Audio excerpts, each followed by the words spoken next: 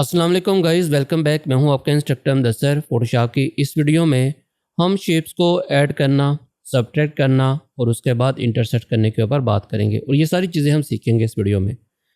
तो अगर आप पहली दफ़ा इस चैनल के ऊपर आए हैं और आपने अभी तक हमारे इस चैनल को सब्सक्राइब नहीं किया तो आप इस चैनल को लाजमी सब्सक्राइब करें, क्योंकि इसके ऊपर आपको ग्राफिक डिज़ाइनिंग, 3D और उसके अलावा और भी बहुत सारे ऐसे कोर्सेज़ मिलेंगे जो कि आपकी स्किल्स को बहुत ज़्यादा इन्हेंस कर सकते हैं। तो आप चैनल को सब्सक्राइब कर लें ताकि आपको जो भी आने वाली हमारी नई वीडियोज़ हैं उनकी जो अपडेट्स हैं वो आपको मिलती रहें। तो अगर आप यहाँ पे आते हो तो लास्ट टाइम हमने शेप्स के ऊपर बात की थी। अगर आपने शेप्स वाली हमारी जो वीडियो है वो नहीं देखी तो उसका जो लिंक है वो आपको ऊपर आई बटन में मिल जाएगा, आप उस वीडियो को एक दफ़ा लाजमी देखें। तो शेप क्रिएट करने के लिए हम आते हैं जी शेप टूल के ऊपर। हमने रेक्टेंगल को सिलेक्ट किया और यहाँ पे अभी पाथ सिलेक्टेड है तो इसको हम कर लेते हैं यहाँ पे शेप, और यहाँ पे हम एक शेप को ड्रॉ कर लेते हैं। अभी बाय डिफ़ॉल्ट क्या हो रहा है, जैसा कि हमने पिछली वीडियो के अंदर बात की थी कि हम जब भी कोई शेप बनाते हैं तो आपकी नई बनने वाली शेप जो है वो हमेशा नई लेयर के ऊपर बनती है। अगर आप एक ही लेयर के ऊपर मुख्तलिफ शेप्स को बनाना चाह रहे हैं और आप उसको इस तरह से ट्रीट करना चाह रहे हो कि जैसे वो एक ही ऑब्जेक्ट है, तो उस सूरत में हम क्या करेंगे, अपनी शेप को ऐड करेंगे। ऐड करने के लिए आप क्या कर सकते हो, अगर आप यहाँ पे ऊपर आते हो तो यहाँ पे आपको एक छोटा सा डब्बा नज़र आ रहा है, बॉक्स।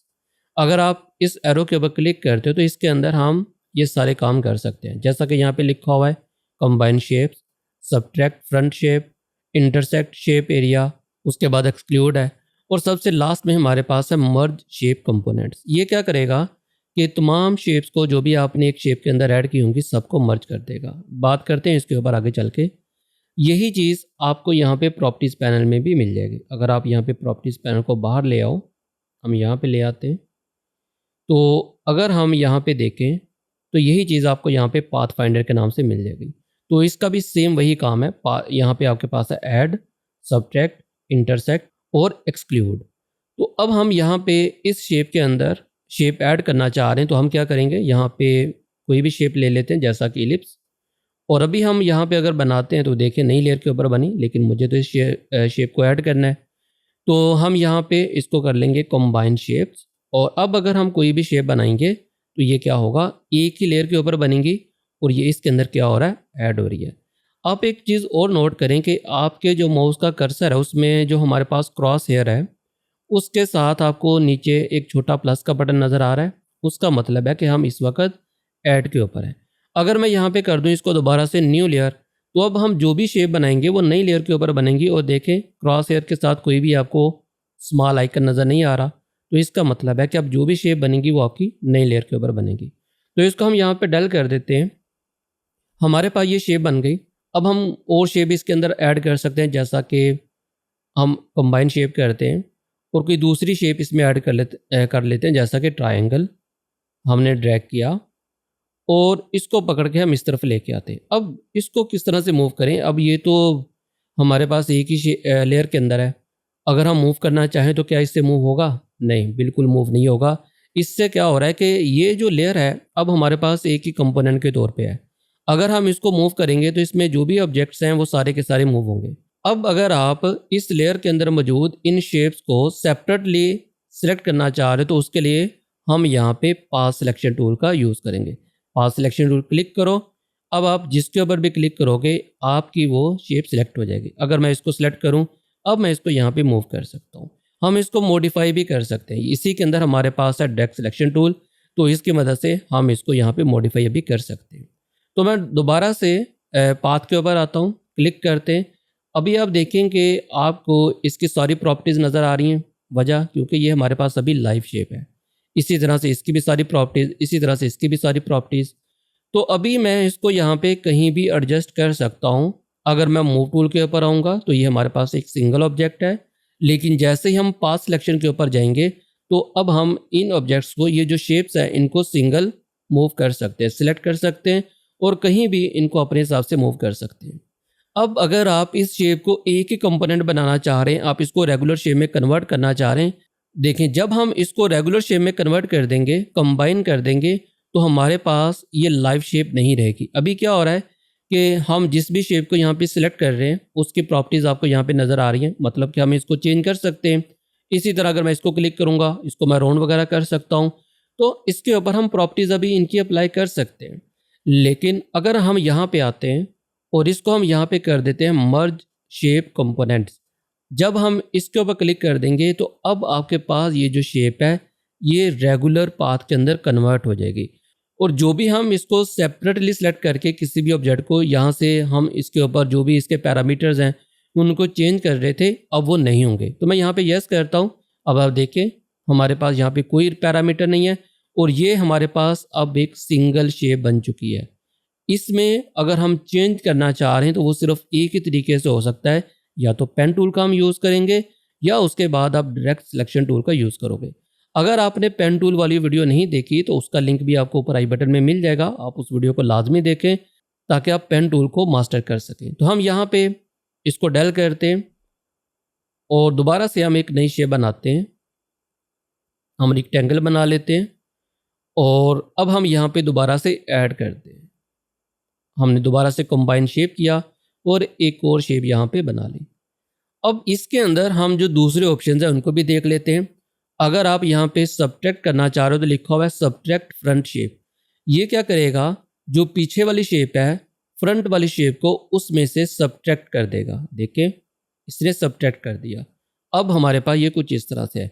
और अगर हमारे पास ये एडिटिंग जो हमने इसके ऊपर की, ये हम कहते हैं कि ठीक है ओके है फाइनल, आप इसको करना चाह रहे हैं तो उसके लिए आप इसको मर्ज शेप के ऊपर क्लिक कर दोगे।